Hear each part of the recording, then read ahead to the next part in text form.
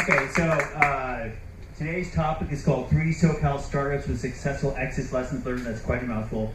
For about the next 25 to 30 minutes, I'm going to provide my opinions and thoughts on how to scale your startup. And whether you actually work at a startup, or maybe you're contemplating joining a startup, or maybe you work in a more established business and you're looking to start some more growth, I'm just going to go up here and riff and provide some opinions. So, in terms of the 3 SoCal startups with successful exits, there's been many. These are the 3 that I'm the most familiar with. Hot Topic, Overture Services, and TrueCar. Hot Topic, has anyone here actually purchased something from Hot Topic before? Personally, not for the kids, but personally. Personally, nice. Yeah, okay. If you haven't, their fall lineup of super skinny jeans is fantastic this year. So they got some good stuff. So they went public in 1996, counterculture retailer. They experienced some good growth. They're doing $44 million a year. They went public. Later sold to a PE firm. They're doing about $750 million. Overture Services, next. We have some Overture alums here today. We got Andy, Bill, Eric, probably some others. Overture went public in 1999. It also experienced some phenomenal growth. It's doing about $26 million a year in public. And it grew so quickly that Yahoo, one of Overture's large distribution partners, went ahead and bought the company for about $1.8 billion. And the year prior to acquisition, they're doing about $670 million in revenue. In the year of acquisition, Overture's doing $1 billion in revenue. So one of the fastest companies ever to get to $1 billion in revenue right out here in Pasadena. And then TrueCar, online car buying platform in Santa Monica. Has anyone here used TrueCar before to buy a car? Okay, great. Hopefully you had a good experience.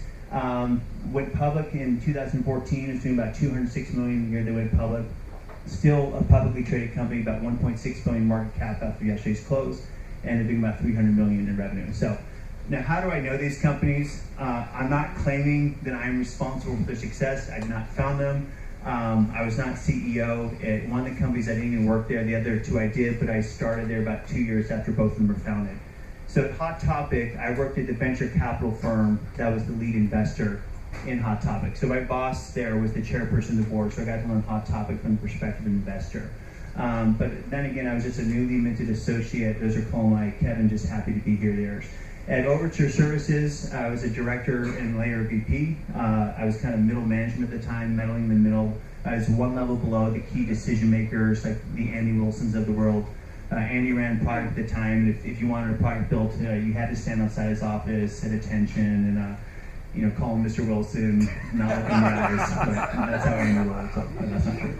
And then at TrueCar, I was a VP of sales and later chief operating officer, and there I was kind of making decisions. So those are the 3 companies. Again, I'm not claiming success for them. I just have an association with them, but enough that I can put together a presentation. So let's get into the opinions now. So the next 4 slides, I'm going to share my thoughts on some do's and don'ts for scaling your startup. And the opinions are mine and mine alone.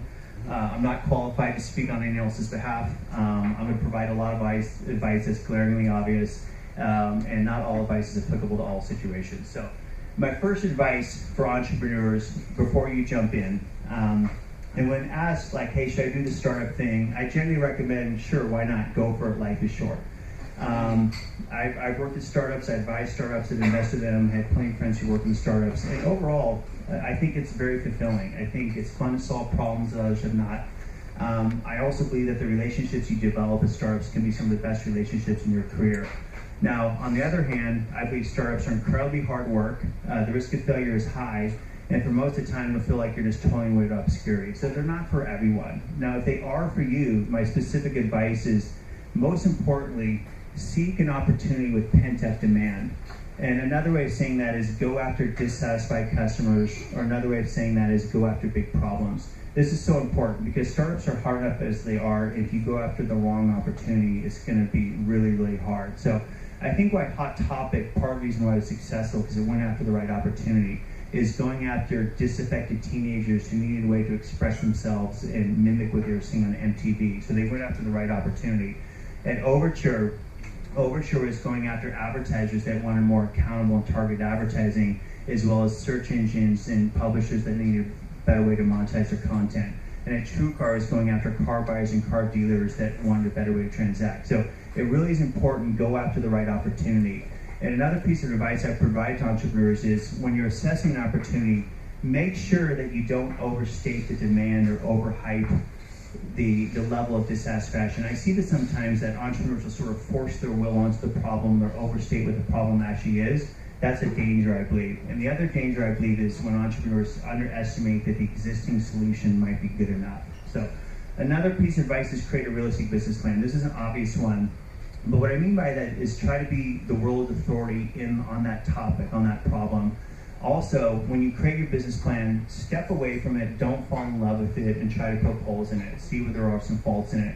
And another aspect of this is when creating your financial model, and I do believe that you need to present a financial model. I believe companies need to have a business model with revenue and a path to profitability. Create a realistic financial model, not sort of an always up and to the right pie in the sky, but what really might happen, and create a down scenario, because often it's the down scenario is the one that actually comes true. And finally, the last piece of advice before you actually jump in is simplify your other life. This is another obvious one. What I mean by this is, the startup's going to keep you busy. You may want to tell your friends and family you won't be seeing them. You may want to cut the cord. You may want to get off social media. I know some of the millennials are freaking out that I said that. You just really want to kind of simplify your life because it's going to be busy. So, all right, let's get into some common self-inflicted wounds. So, when you look at the statistics of startup failures, it's really sobering. There's the 90% of startups fail. No one knows the source of that. That's like drink your 8 glasses of water a day. They're both accepted truths. No one knows the source of that. But I did look at some statistics. The Bureau of Labor Statistics say that about 50% of companies fail after 5 years, and about 70% fail after 10 years.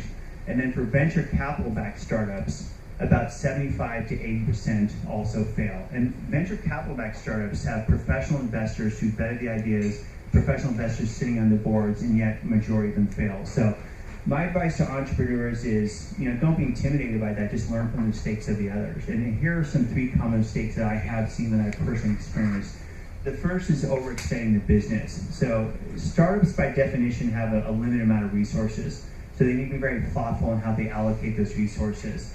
That's true in any company, but startups just don't have a lot of cushion. So what I often see, though, is that startups overextend the business. They have too many plates in the air. They're biting off more than they can chew.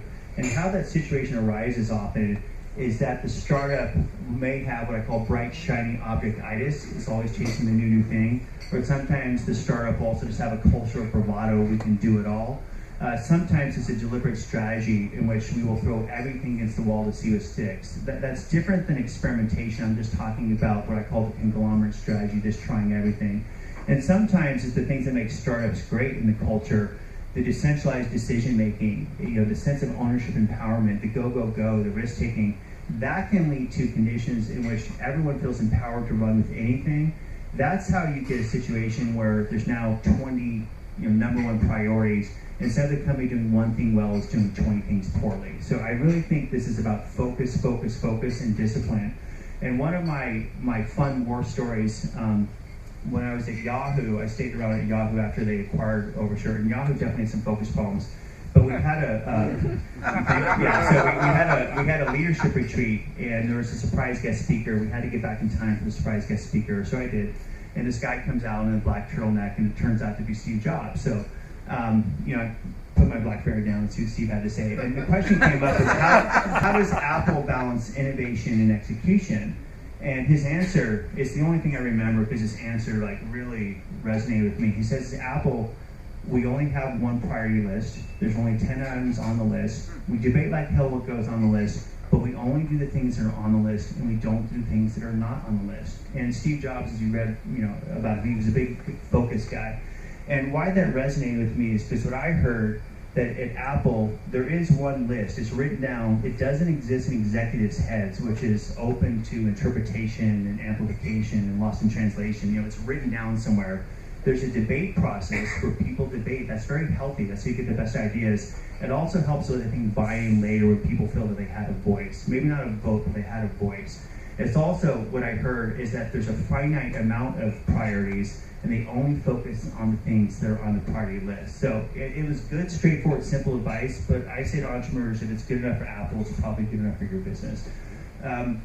Another piece of advice is to be careful that you do not dismiss competition. We all know that competition can be tough.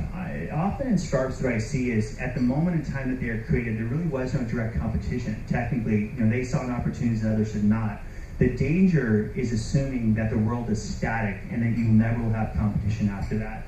Because the world is not static, it's dynamic. And just like your company can be fast moving and innovative and agile and smart, and the other guys are the opposite of that, but the other guys can do the same things to you too. They can disrupt you, they can outflank you too. So don't dismiss competition. I think sometimes this is bravado at organizations. It's considered bad form to talk about the competition.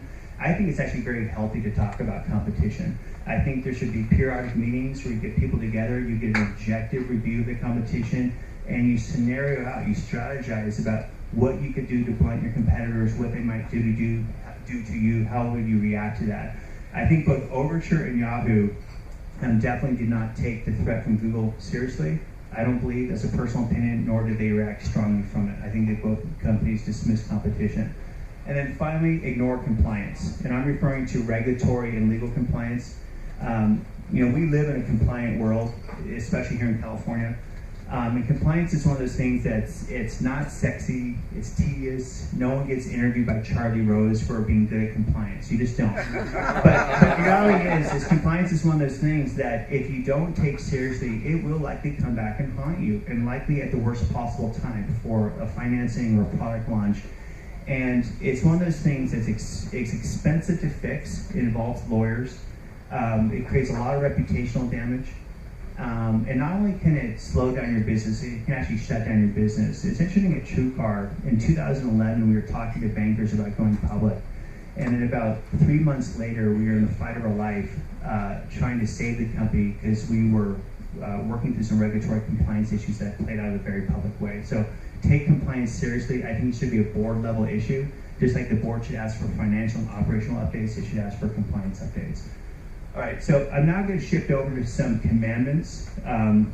3 will be thou shalt nots, and then the next slide will be 3 thou shalls. We'll only do 6 today in the interest of time. So the 3 thou shalt nots. The first is thou shalt not assume you can raise prices. So this is a controversial commandment. I meant to be a little bit provocative this morning, but I do believe that we're just living in different times, and the legacy of Walmart and Costco and Vanguard and Southwest and Amazon is that all of us are customers and we all want a deal. And I think the legacy of the internet is that businesses may have had the upper hand before, now consumers do. So we want a good price. And I just think that in general, if your company tries to raise prices, you're going to get pushback from consumers. And I also believe that with social media now, customers have a way to sort of vent and not suffer in silence. So I do say proceed with caution on pricing. I also encourage entrepreneurs when they're creating the financial plan, the realistic financial plan, to run a scenario in which they never raise prices. At TrueCar has never raised prices in its 12 years in business. Maybe even run a scenario where you lower prices, and that tends to blow the minds of entrepreneurs. No, you can actually lower prices. That probably would help with your market share, right? And then if you are going to raise prices, well, at least make sure that you're not ignoring the laws of economics that typically when you raise the price of something, it lowers the demand. So when I see financial models so that prices are going up and also conversion rate is also going up or churn is going down, that's kind of a red flag to me. So now, there obviously are exceptions to this. If you have an indispensable product, you can probably raise prices. In my household, we would pay more for Netflix. That is true. If you have a product that people lust after, I'm sure a lot of us are going to go buy the iPhone 10. Or if you have mispriced, like LinkedIn for many years, they underpriced the recurring solution. They've since caught up. But if you misprice or underprice, you can do that. But I'm just saying, really think about pricing and don't always assume you can raise pricing. And there's this great quote from Jeff Bezos and Amazon. He goes, there's 2 types of companies, those that work hard to charge more and those that work hard to charge less. We will be the second. I think this is kind of the reality that we're in. Another thou shalt not obsess over valuation.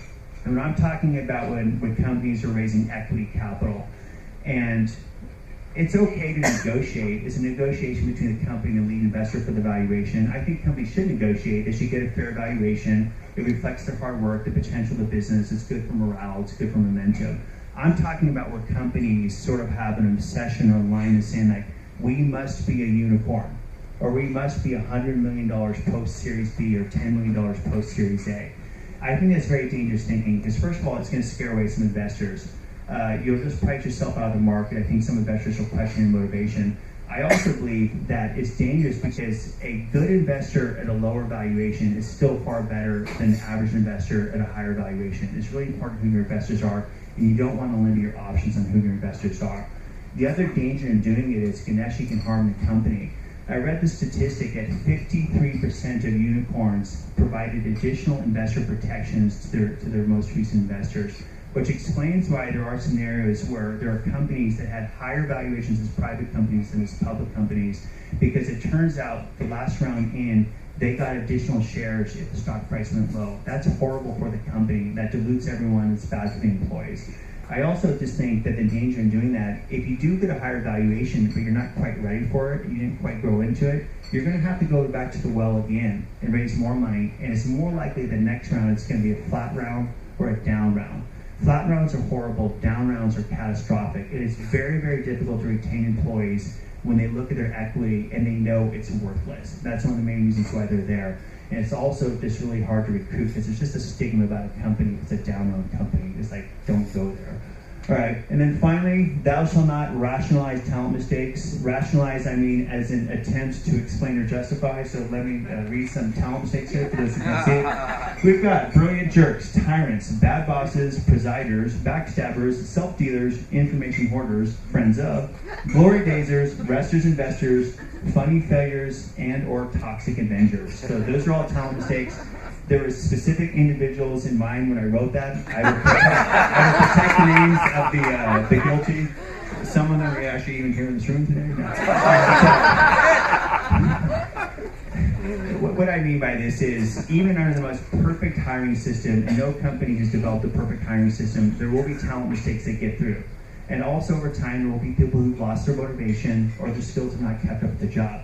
I do believe that the role of leader is to ensure you have the right people in the right roles doing the right things. And if you allow talent mistakes on your watch, then you are a talent mistake. And I do believe that problem children in an organization can wreak enormous havoc. Get rid of them. So I'm going to come back to this topic. So thou shalt, I'll make this a little bit more positive. Thou shalt stay capitalized. This is an obvious one. But the technical cause of death for companies that they go under is they run out of capital. So just stay capitalized. How easy is that? Right. But what I'm talking about is really more the CEO and CFO need to own this. They should obviously know the cash position all the time. But it's really more about running the scenarios under, the winter is coming scenario. Like if things get really bad, could we weather it? And a lot of companies don't like to do that. It's like, that can never happen to us, or it's considered negative energy. Like, oh, don't think that, man. But, I think it's really helpful to run those scenarios. And at TrueCar, my old boss there, Scott Painter, was excellent at raising capital, and he did a couple rounds, what I call sort of tuck-in rounds, which I thought were a little bit of a distraction. It is a distraction. You have to meet with new investors, explain the story, due diligence. But we did those rounds, and thank goodness we did, because then winter did come for TrueCar, and thank goodness we were capitalized and we had the right investors. So my other advice to entrepreneurs is give yourself plenty of time to raise capital. It's not just a weeks and month things. Give yourself maybe quarters to do it. And also, if possible, try to negotiate from a position of strength. It's better to raise capital when you don't need the money when you need it. So, and by the way, we are in the golden era of capital, the golden age of capital. There is so much capital out there. There is $96 billion in uninvested VC in the U.S. Money that needs to be put to work. You now have the SoftBank Vision Fund. That's another $93 billion. Sovereign wealth funds have $6.6 trillion that they sometimes invest in startups. You also have venture debt. You have now more robust angel networks. We've got Pasadena Angels. I know we've got at least one angel back there. We've got Test Coast Angels. We have, initial coin offerings, ICOs, whatever those are. there's just a lot of capital out there, and I do believe the market's efficient. If you as an entrepreneur and your team are not raising capital, it's not due to lack of capital. Another, thou shalt be ready for 10x tomorrow.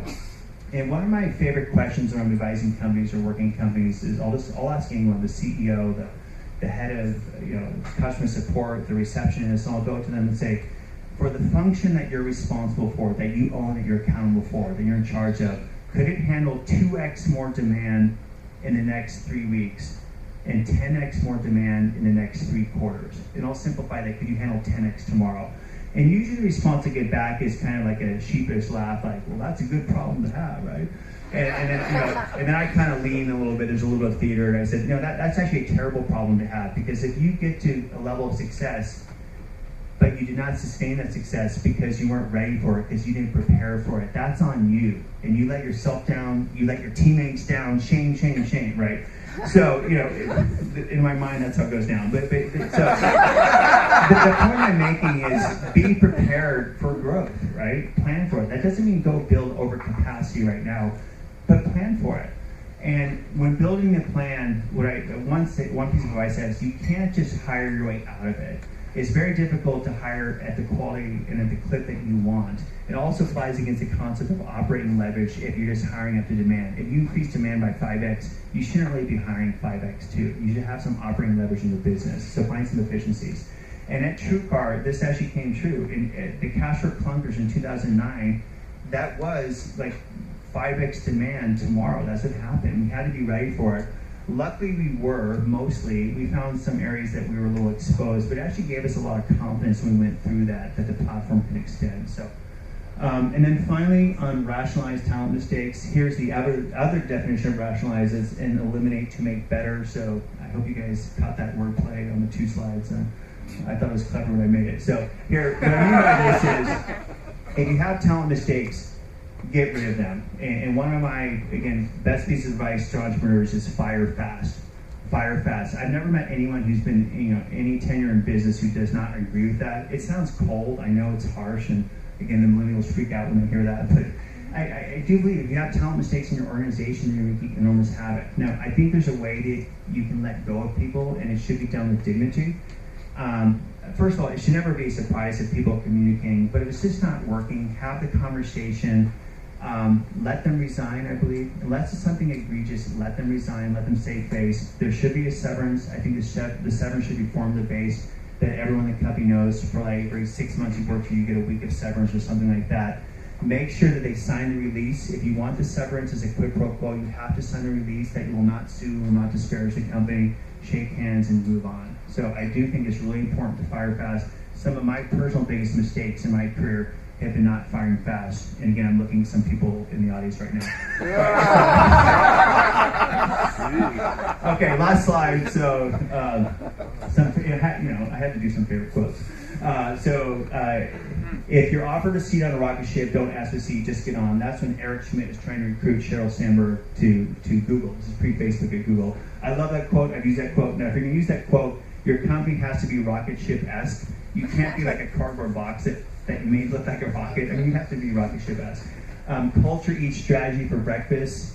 I totally believe it. I've watched a few interviews with Jeff Bezos from Amazon on YouTube, and he always comes back to the same 3 things. Amazon stands for customer obsession, experimentation, and taking the long view. It is their culture that makes Amazon an extraordinary company.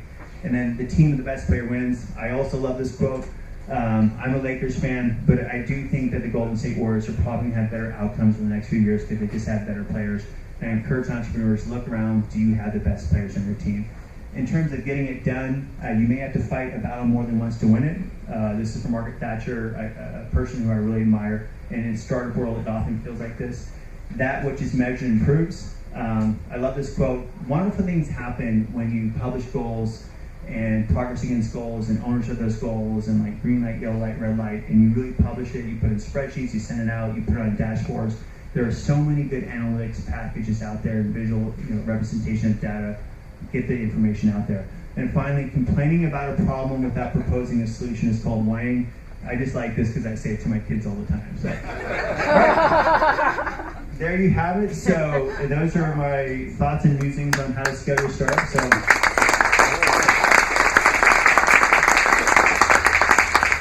Wow, that was a lot of information. Did you have a chance to take a breath there? I did.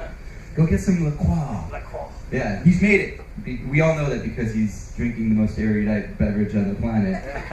Anyway, Stewart, that was really, really impressive. I mean, there's just so much information there wrapped up into, man, that was like probably 25 minutes actually. We got a little extra time for Q&A, which is awesome because we're about to open up to that.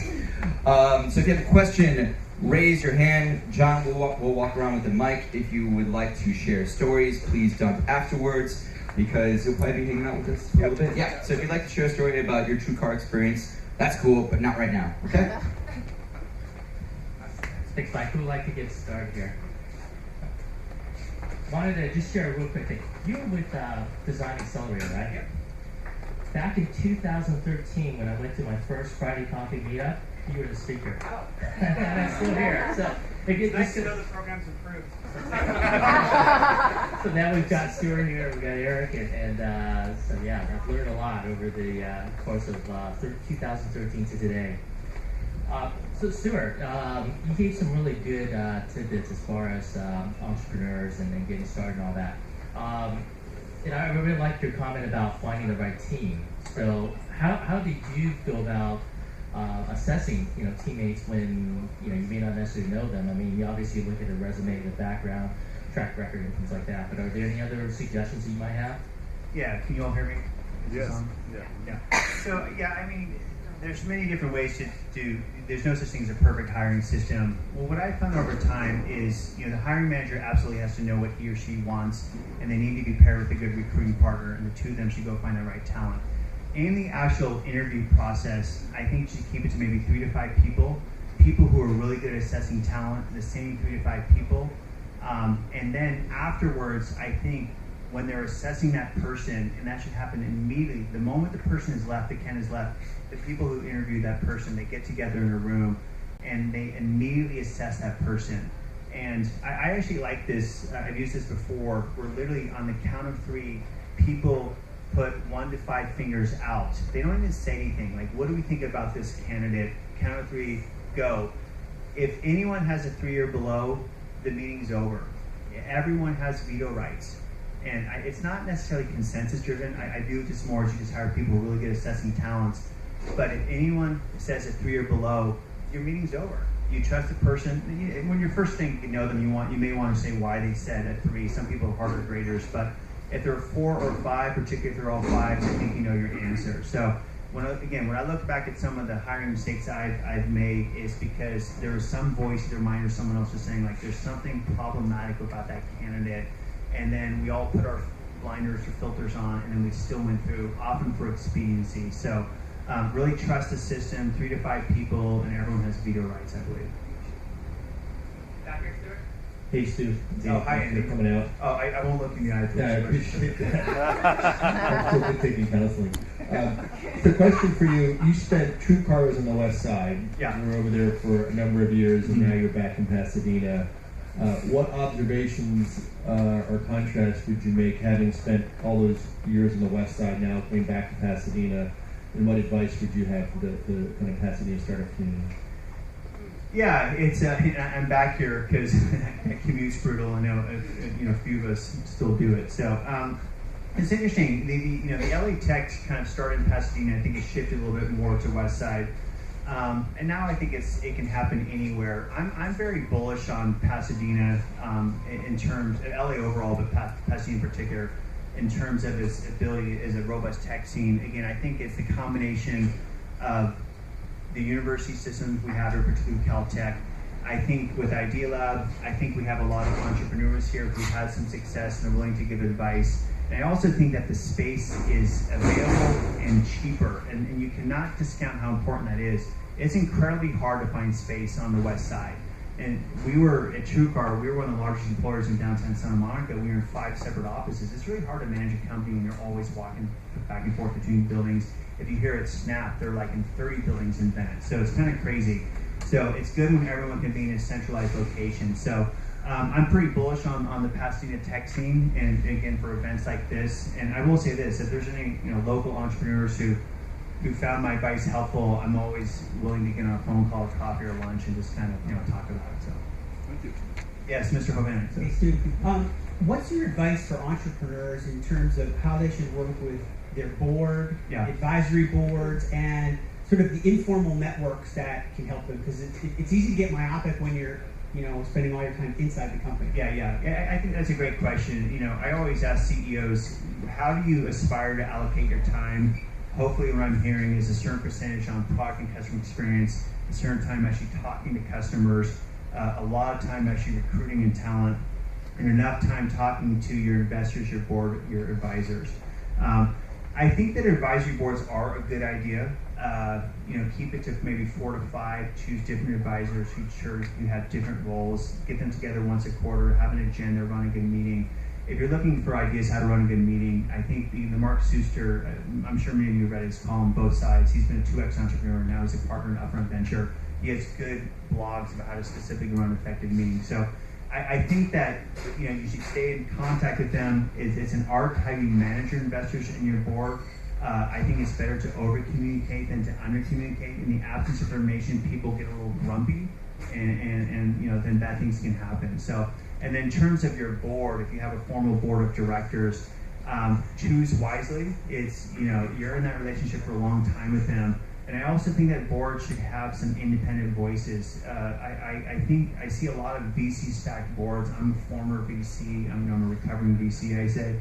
But it's, you should have an independent director in there who brings a different perspective. So you want to sort of mix up your board when you can. So, all right? Over here? Yeah, go ahead. Over here. Oh, okay. What's that? Back here first. Okay, go ahead. Yeah, sorry. Okay, so the common wisdom is that you need to have your product, launch it, get some market validation before VCs are going to pay any attention. My son has an example that's contrary to that, but I was just wondering if you have any stories where people can have a little more hope than, oh my God, it's a hell of a long road till I get there. I think that is common wisdom, but there's plenty of exceptions to it. It all depends upon the product and I think the entrepreneur. So if you're an extraordinary entrepreneur, you're very convincing, maybe your product takes more capital to build in the first place.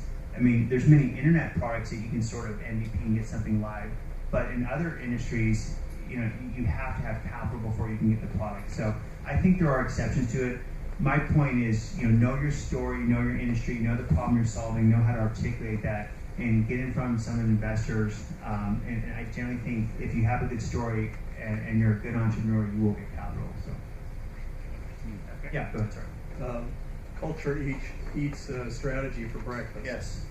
So the 3 companies that you described, which one you think had the most effective culture, and what was the CEO's role in nurturing and assuring that? Well, at Hot Topic, it was literally all about the music. That's what their business was like. It was, they'd hire people with tattoos by design and all sorts of earrings everywhere, right? And different hair colors. But that was the culture. It's all about the music. And the CEO sort of lived that, embraced that, and the CEO spent a lot of time on hiring and embodying the culture. I think so. They are effective at that.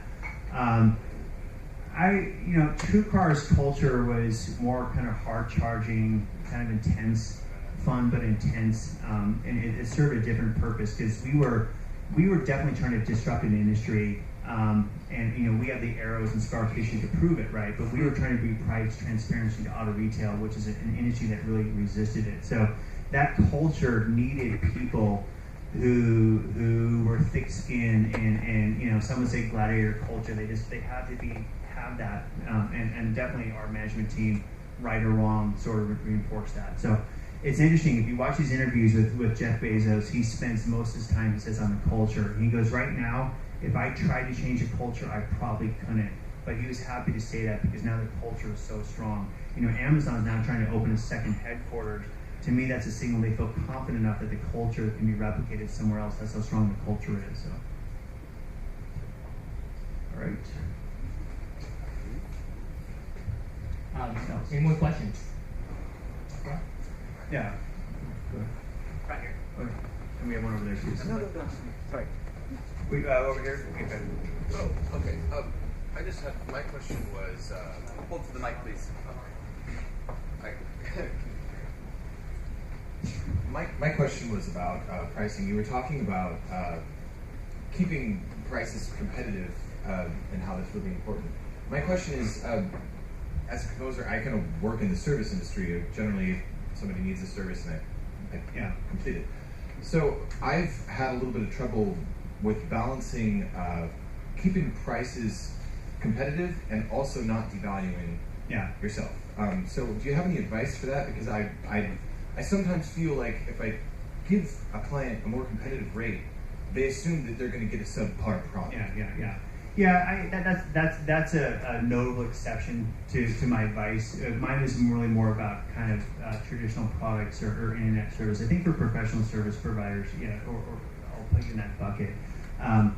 Over time, you would expect the rate to go up. I know that because I'm always griping to my CPA and my lawyer about that. Oh, man, come on. But you would expect that, and I definitely pay $1,000 hour bills for lawyers before due to regulatory compliance. So, I think by all means the market will dictate what you're worth, and I think you should always advocate for what you can get, particularly if you're doing professional services. Okay. Oh. This is here's Bill. He's the only guys I refer to in the presentation. the brilliant asshole, or no. Sure. That's the brilliant part. Not one half of that. So Stewart, this is very good, very enlightening. As you reflect on your career, it's not over yet.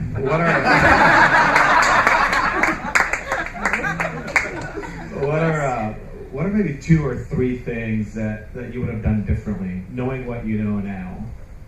Yeah, I think that I